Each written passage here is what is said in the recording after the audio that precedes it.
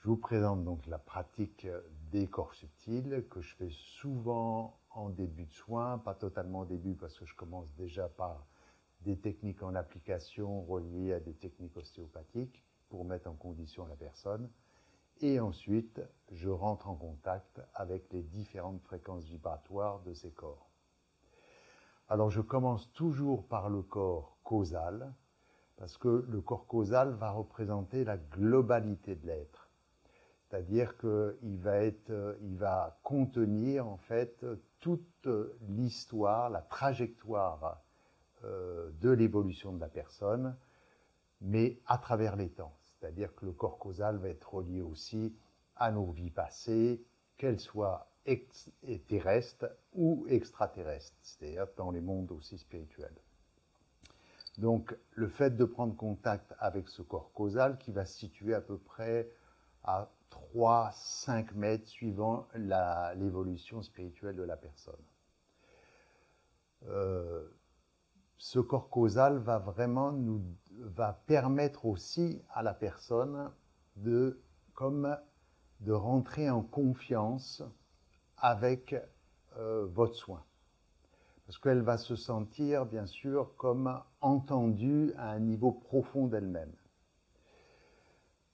Non seulement elle va donc être en confiance par rapport à la suite des soins, mais aussi ça peut déjà créer en elle-même une sensation de bien-être, parce qu'en fait on va mettre en contact ces énergies avec l'ensemble, le fait de rentrer en écoute avec ces énergies, ça permet en fait de créer le lien avec cette véritable, sa véritable nature, ce qu'on appelle le corps causal. Donc, bien sûr, je ne vais pas prendre une échelle pour pouvoir percevoir ce corps causal, puisqu'il est quand même à une distance de 3-5 mètres. Mais toute énergie, en fait, il faut convoquer les énergies. L'énergie suit toujours votre intention. Donc, je vais placer mes mains assez haut au-dessus du corps, sans que ça soit une situation d'inconfort. Et là, donc, déjà, je sens donc le rayonnement du corps causal. Pour sentir, en fait, l'émanation de cette fréquence vibratoire et des autres corps, il faut un toucher léger. Bon, déjà, il faut, bien sûr, ce que je fais à travers mon école, développer son toucher énergétique, c'est la main énergétique, mais ça va être un toucher qui va être délicat et aussi qui va rentrer en contact avec ces fréquences vibratoires. Donc le corps causal, on va déjà se mettre en contact. Voilà, je sens le corps causal. Alors souvent, il est en forme de dôme tout autour du corps. C'est une sensation très agréable parce que vous êtes vraiment en contact avec la potentialité de l'être. Ensuite, je vais descendre très doucement mes mains, comme une feuille d'un arbre, les feuilles des arbres qui descendent dans l'automne, parce qu'en fait, si je descends les mains comme ça, je risque de compresser les corps subtils. Donc, il faut comme relâcher très doucement ses mains, voilà, comme des petits mouvements de balancement, et arriver donc au niveau du corps astral. Le corps astral va nous donner différentes informations. Déjà, l'état d'être de la personne.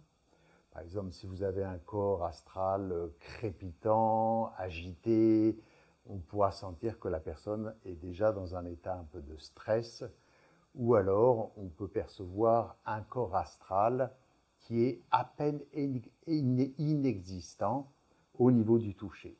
Là, on peut déjà donc dire, tiens, il y a certainement un décalage du corps astral. Comme je l'ai fait dans la présentation des corps subtils, ces décalages peuvent être en relation avec traumatisme, des émotions très fortes, ou alors des mécanismes de défense, enfin, donc différentes choses. Tant que ce corps astral ne sera pas recentré par rapport au corps physique, ça ne sert à rien de poursuivre un soin. Il va falloir donc déjà, dans un premier temps, le recentrer. Donc une fois que je suis en contact avec ce corps astral, qui se situe à peu près à 80 cm du corps, tout dépend en fait, voilà, on le sent très bien. Alors, plus vous allez vers vers les corps subtils, comme le corps causal, plus la fréquence vibratoire va être élevée. Plus vous descendez vers les autres corps subtils, c'est-à-dire astral, éthérique et mental, plus en fait la fréquence vibratoire va être plus basse. Donc, ce qu'on va percevoir le plus facilement en tant que débutant, ça va être le corps éthérique qui va se situer donc beaucoup plus proche du corps. Alors théoriquement, le corps éthérique est à peu près à 3-6 cm de débordement du corps physique, mais avec le champ vibratoire de vos mains, bien sûr, ça va augmenter, sa fréquence. Donc on va le situer à peu près à une vingtaine de centimètres au-dessus du corps. Ça peut être 20-30, tout dépend aussi de votre émanation vibratoire. Donc ce qui va être important, le corps éthérique, la chose la plus importante, c'est de savoir déjà s'il y a une certaine quantité d'énergie, parce qu'il va représenter le taux de vitalité dans le corps. Ensuite, on va voir sa répartition.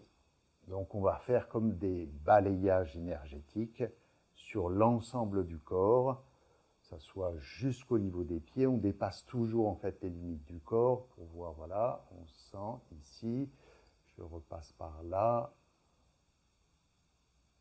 voilà. On peut sentir parfois que le corps énergétique éthérique, disons, va être déplacé plus vers le haut du corps, ce qui est à peu près la plupart du temps pour la majorité des personnes, dans le sens où on est beaucoup plus pris par nos émotions, par notre mental, et on est très peu ancré dans notre corps.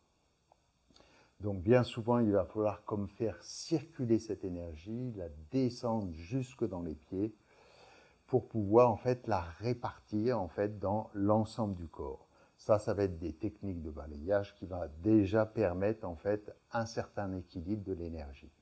Bien sûr, dès que vous faites des techniques de balayage énergétique, vous avez aussi une action magnétisante, donc vous allez commencer donc à régénérer ce corps éthérique.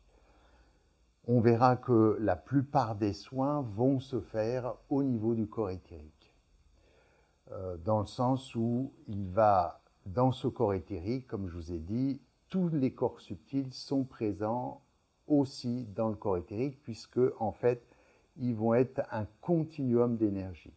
Donc on peut très bien, sur le corps éthérique, sentir l'état psychique du sujet, on peut sentir aussi le corps causal, sa potentialité, mais c'est quand même bien de pouvoir différencier ces différents niveaux vibratoires au départ, avant d'arriver aux soins qui vont être faits principalement sur le corps éthérique, le corps astral aussi. Pour le corps causal, il y aura des pratiques appropriées. Voilà. Donc après la perception du corps causal, du corps astral, du corps éthérique, je vais donc aller toucher le corps mental, qui va lui se manifester tout autour de la tête, des épaules, du buste. Il va avoir comme une forme ovoïde sur 2 à 3 mètres autour du corps, enfin sa partie en tout cas externe, et donc va finir en pointe vers le bas du thorax. Si la personne a déjà fait une certaine évolution, a fait un certain cheminement à l'intérieur d'elle-même, on va avoir donc un corps mental qui va se manifester plutôt vers le haut du corps. Si la personne est prise par des affects, des émotions primaires, il va être envahi par rapport à son vécu. Par contre, la pointe de ce schéma ovoïde va descendre vers la partie inférieure du corps. Ce que je vais rechercher dans un premier temps, c'est, alors toujours, j'ai oublié peut-être de signaler que tous les corps, on doit rentrer dans un état d'écoute. C'est-à-dire qu'on ne va pas chercher à magnétiser ou à faire une action ou une autre, on va rentrer dans un état d'écoute. Donc c'est pareil, il faut que les mains, moi je dis souvent, il faut mettre les oreilles dans vos mains. Donc je vais rentrer en contact avec la fréquence vibratoire du corps mental. Et souvent, donc, ça va donner déjà quelques informations. Si on voit que c'est une personne qui va être tout le temps agitée mentalement, qui va être submergée par son mental, bien sûr, on va sentir tout autour de la tête comme des crépitements, comme une énergie qui va être dense, et encore plus dense si la personne a un système de pensée négative. Il y a des gens qui vont toujours voir donc les choses négativement par rapport au monde, par rapport aux autres. Alors là, il va y avoir une véritable mélasse, c'est le cas de le dire, tout autour de la tête. Donc ça nous donne déjà toutes ces informations. Après, bien sûr, on peut aussi ressentir beaucoup plus éloigné du corps, donc ce qu'on appelle des poches d'énergie qui vont être en relation avec des systèmes de croyances. Plus ces poches d'énergie vont être cerclées, denses dans l'énergie, plus ces systèmes de croyances peuvent aussi avoir un impact sur l'évolution du sujet, parce que parfois nos systèmes de croyances sont trop figés et empêchent donc une dynamique évolutive pour la personne. Voilà.